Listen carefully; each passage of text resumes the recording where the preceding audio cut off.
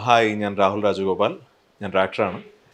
ഇതെൻ്റെ സെക്കൻഡ് ടൈമാണ്. ഞാൻ 2016 ഒരു റൗണ്ട് ഇംപ്ലാന്റ് ചെയ്തിട്ടുണ്ട്. അതൊരു kind of out of curiosity എന്ന് പറയാം. Hi friends, welcome to hair transfer safari.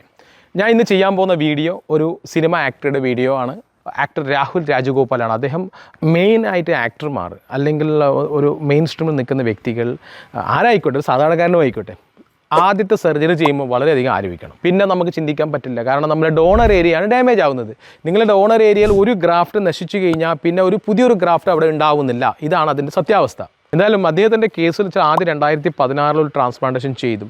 Transplant ചെയ്തത് റിസൾട്ട് ഇല്ല. അതായത് ഫ്രണ്ട് ഹെയർ ലൈൻ കറക്ഷൻ ചെയ്താണ്, പക്ഷേ ഹെയർ ലൈനേ ഇല്ല. അങ്ങനത്തെ അവസ്ഥ ആയി കഴിഞ്ഞു. ബാക്കി ഏരിയയും പോയിട്ടുണ്ട്. പക്ഷേ ഡോണർ ഏരിയ വളരെ ലിമിറ്റഡ് ആണ്. ഏറ്റവും ലേറ്റസ്റ്റ് സിനിമ ഇപ്പോൾ റിലീസ് ചെയ്തിട്ടുണ്ട്, മസ്തിഷ്ക മരണം.